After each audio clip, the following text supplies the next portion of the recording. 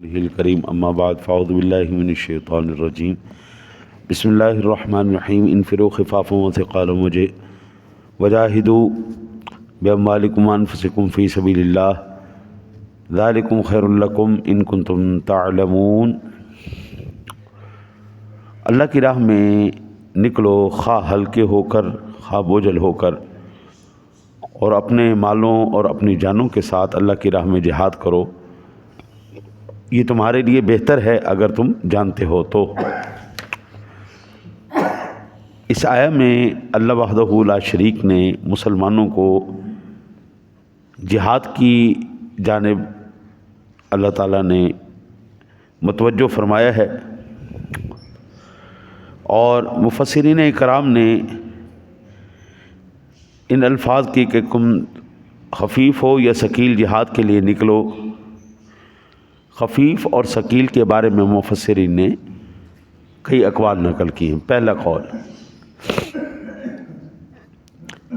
تمہارے لیے نکلنے میں آسانی ہو یا مشکل ہو، اللہ کی راہ میں جہاد کرو۔ حضرت آپ یہ دیکھیں نا کہ ہماری صرف ایک جہاد کی سستی کی وجہ سے کشمیر ہو، فلسطین ہو، بوسنیا، فلسطین تو بیچارہ ختم ہوئی ہو گئے، صفحہ ہستی سے مٹی گیا، ہاں جی، شام ہو، عراق ہو، مصر ہو، لبنان ہو، کشمیر ہو، انڈیا ہو، چائنا ہو، ہر جگہ پہ صرف مسلمان کی ایک اس سستی کی وجہ سے ہم ہر جگہ پہ مار کھا رہے ہیں۔ دوسری انہوں نے کی ہے کہ اہل و عیال کی کمی ہو یا زیادتی، بابا نکلو، کوئی بہانہ نہیں چلے گا، میرے بچے بڑے زیادہ ہیں جی، میری ذمہ داریاں بڑی زیادہ ہیں، کوئی بہانہ نہیں بھائی، چلو نکلو۔ تیسری کہتے ہیں کہ ہتھیاروں کی زیادتی ہو یا کمی، میرے پاس تو جناب ہتھیار نہیں ہے جہاد لڑنے کے لیے، تو میں کیا لڑنے کے لیے جاؤں، کوئی بہانہ نہیں بھائی، چلو نکلو۔ چوتھی، سوار ہو کر نکلو یا پیادہ، میرے پاس سواری نہیں جی، میں کس پر جا کے جہاد کروں، فرمایا چپ، چلو نکلو، پیدل چلو، سواری نہیں ہے تو کیا ہوا۔ پہلے میں اس کی عرض کر لوں، پھر میں آپ کو انشاءاللہ عرض کرتا ہوں۔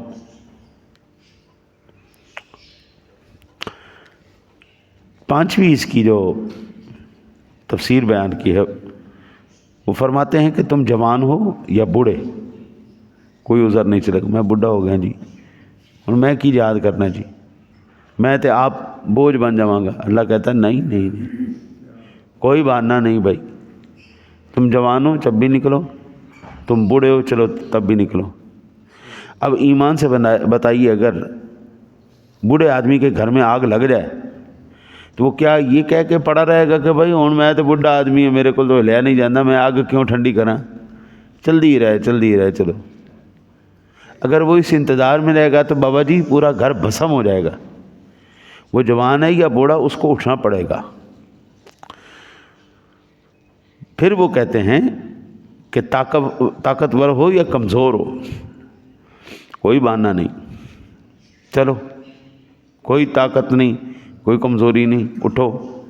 تندرست ہو یا بیمار ہو، چلو، خوشی سے نکلو یا نہ خوشی سے، ہے نہیں، دل کر رہا ہے یا نہیں کر رہا، اٹھو، چلو چلو چلو چلو چلو، کوئی بہانہ نہیں۔ نویں تفسیر بیان کی، خواہ غنی ہو یا فقیر، پیسے ہیں یا نہیں ہیں۔ اللہ اکبر۔ صحابہ کرام علیہم رضوان، حضرت جی جب میدان بدر میں آئے نا تو دھوتی باندھ کی جہاد کے لیے آئے ہوئے تھے،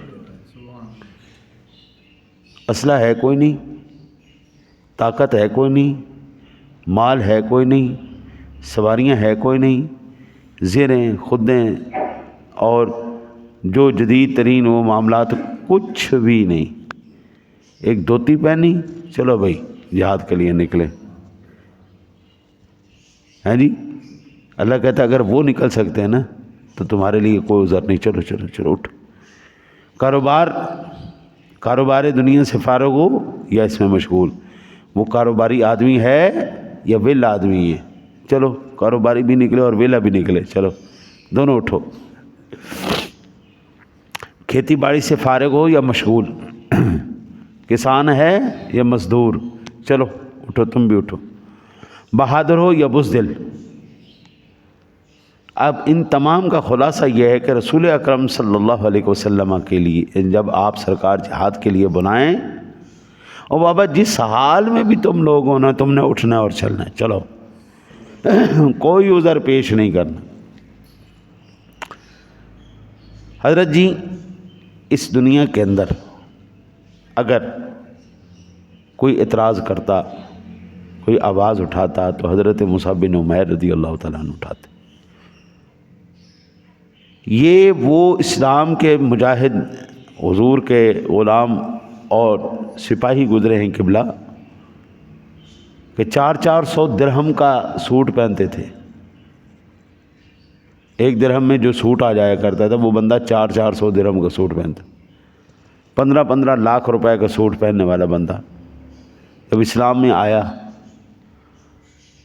وہ تمام کا تمام مال راہ خدا میں آ گیا، جو کچھ تھا وہ سارا کا سارا اسلام پہ لگانے کے بعد جس وقت ان کا وقت وصال آیا، حضرت آخری وقت میں سوائے ان کے پاس ایک دھوتی کے علاوہ کچھ بھی نہیں تھا۔ شکایت کرتے تو وہ کرتے۔ جس وقت ان کا جنازہ تیار کیا گیا اور کفن ان کو دیا گیا، حضرت سر کی طرف سے پورا کرتے تھے، پیر ننگے ہو جاتے تھے، پیروں کی طرف سے پورا کرتے تھے، سر ننگا ہو جاتا تھا۔ رسول اکرم صلی اللہ علیہ وسلم کو عرض کی گئی، یا رسول اللہ مصعب بن عمیر کے لیے تو کفن بھی پورا نہیں ہے، آقا جی کیا کریں؟ سر کو ڈھانپتے ہیں تو پیر ننگے ہو جاتے ہیں، پیروں کو ڈھانپتے ہیں تو سر ننگا ہو جاتا ہے۔ آقا جی علیہ الصلوۃ والسلام نے فرمایا اس کا چہرہ ڈھانپ دو، پیروں کے اوپر گھاس رکھ دو۔ اگر شکوہ کرتے تو وہ کرتے نا، میں تو کروڑ پتی آدمی تھا، اسلام میں آنے کے بعد میرا سارا مال اسلام پہ لگ گیا، شکوہ کرتے وہ کرتے۔ ہمارے گھروں میں تو روٹیاں بھی پڑی ہیں بابا، ہمارے ہاں تو سارا کچھ موجود ہے، لیکن آج ہمارے شکوہ اور شکایت اور نخرہ کرنے کی وجہ سے حضرت آپ دیکھ لیں حالات کہاں تک پہنچ چکے ہیں۔ یہ آج کل وہ پھڈا چلا ہوا نا فائلر اور نان فائلر کا، تو کئی لوگوں نے غریب ڈکلیئر کر کے نا جی ساڈے ورگے تو کتنے فائلر بن سکتے ہیں، ہاں جی، جو مہینے کے آخر میں ویسے ہی بیچارے تڑپ رہے ہوتے ہیں کہ اب خرچہ کیسے چلانا۔ بھائی جان وہ غریبوں کی لسٹ میں ان لوگوں نے بھی نام لکھوائے ہوئے تھے جن کے نام پر 15 کروڑ کی پراپرٹیاں تھیں۔ 20 کروڑ کی پراپرٹیوں والوں نے اپنے آپ کو نان فائلر ڈکلیئر اس لیے کروایا، جی ہم غریب آدمی، ہمارا تو سرمایہ کوئی نہیں۔ 1.5 کروڑ کی گاڑی رکھی ہوئی ہے، ان کے نام پر اثاثے ہیں، اور وہ تمام کے تمام بیچارے غریب بنے ہوئے ہیں۔ جس دن سے یہ ہوا ہے نا جی غریبوں کا حق مارا ہے امیروں نے، بیڑا غرق ہوا پڑا ہے۔ پھر غریب بھی اتنے مکار کہ وہ بھی ان کے ٹکڑوں پہ پلنے کے لیے تیار بیٹھیں۔ خودداری اب اللہ تعالیٰ نصیب کرے تو نصیب کرے، ورنہ بابو آج کل کے دور میں اب خودداری نظر کو نہیں آتی۔